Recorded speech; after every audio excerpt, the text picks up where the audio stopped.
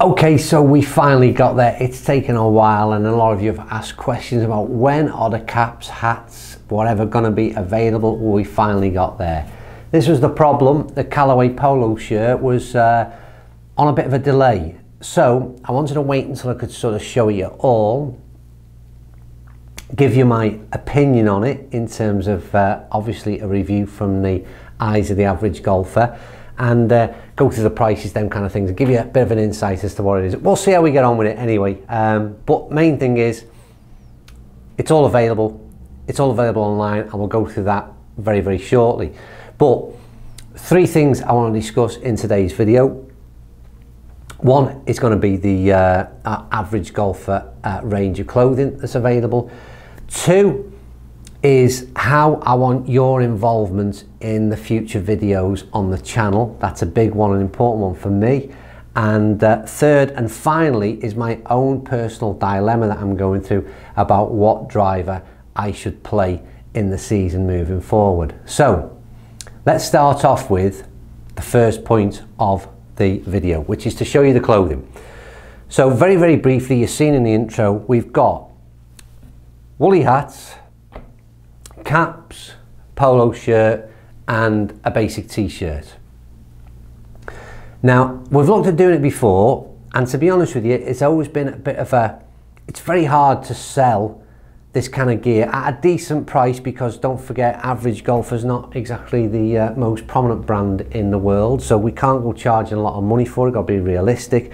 But then you don't want to be selling sort of cheap rubbish either. So it's been a bit of a hard search to find out stuff that we're really happy with. And I've got to say, it is really, it's gear. First of all, I think you've got to be prepared to wear it yourself. It's no use trying to sell something and promote it and then not be happy with it. So the caps, really good. What do they call it? Cool and dry flex fit. So it's like a breathable fabric.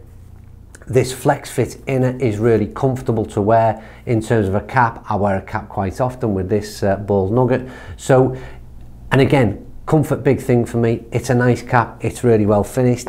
Woolly hats again are not the basic hats, they're really, really nice quality, trust me. And then we waited for the Callaway polo shirt. It's brand new part of this season's Callaway range. It's only just been released. It's obviously only a plain colour. Quite a few colours it's available in. Have a look on the website, you can see all the information on colours of things, prices. Trying to keep a shipping rate low, so we're prepared to send it wherever. But best thing to do is check it all out. But again, love the finish on the polo shirt. T-shirt didn't mention. T-shirt is what it is. It's a fairly basic standard t-shirt. One thing I would say, having tried all of these on, is in the t-shirts, if you're a large, I'd pick an XL, because for me, they were, and obviously small, medium and so on and so forth, go up a size is what I'm trying to say. I found them a little bit snug, but they are just a basic t-shirt, maybe knocking about, or perhaps even down on the driving range. Anyway, that's enough of that. If you do buy any of it, and you'll be happy with it, I'm sure you will, because it's decent stuff, like I said. But you know, it's one of them things. If you want to buy it, buy it. I can't force anybody. We thought we've been asked to put it out there, and I don't know. We'll see how it goes. Anyway, next thing is your involvement, and obviously been doing the product reviews for 18 months, couple of years now, and what I'd like to do obviously is get more people involved in those reviews from different levels of handicaps. It'll be fantastic to see the products tested across a broader set of numbers in terms of just number of shots, number of handicaps. And obviously I can't do that. I can't bring everybody to film and tie in for a video for me to film. But what I can do, I don't know why it took me this long to work it out, is that you can send me, if you go for a custom fit, I'd love for you to send me your data. So it doesn't have to be necessarily a gain. It can be something where you went and tried your old driver versus new and you found no difference whatsoever. Brilliant. That stuff I want. Then there's the positive side where perhaps you've gone and tried a new product and you've gained a few yards, or your dispersion's been better. Then again, send me those details as well. And what I'll do, depending on how much data we get through, I'll do a regular show where we look at real golfers trying out products and seeing what they find, what your results are. So it's not just one opinion, like I say quite often in my videos.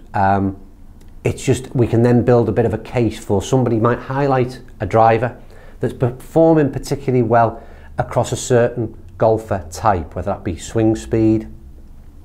Could be a number of reasons why, and we can pinpoint it seems to be performing quite well for that category or type of player. But more importantly, it gets you involved in the show. And what I'm going to do is this. For the first 10 people that send me in the data, I'm going to send you back in return one of the t-shirts. So not the polo shirts, one of the t-shirts. So all I need from you, first 10 people, so it's going to be, send it to my email, andy@teuplow.co.uk. Send me your info and your address at the same time, and in return I'll send you a t-shirt to get this whole thing off the ground and up and running. Now then, another big thing before I go any further, because I've forgotten it's quite important, is that for the opening, I think 7 or 10 days on the website where you can buy the Average Golfer gear, I'm going to give you a code to enter at the checkout, which gives you a discount. It's only open to subscribers of the channel and people who watch these this video. The code is average10. Okay, so if you put in average 10, it'll be right at the very end when you get to the checkout. It'll ask for a discount code, put in average 10, and you'll get 10% discount off your order. But that's only for a limited period, so I think it's going to be 7 or 10 days. So if you're thinking of possibly buying it, buy it early and get that code put in. Right, I had to say that before I forgot. Final thing, I've got a real dilemma going on. It was about November time, I decided that I moved from my TaylorMade M2 2016. I decided to move into what was narrowed down between the Epic and the G400. And after the custom fit process, just like we always advise, then I came with the Epic came out on top. For a number of different reasons, but ultimately that was the driver that I thought best for me. Between November and January, I played very little on-course golf, and to be quite honest with you, the poor old Epic never really got out of its wrapper for a number of weeks, and I hit it very limited occasions on the course. And then we returned to January, and I got sent the Ping G400 Max from Ping.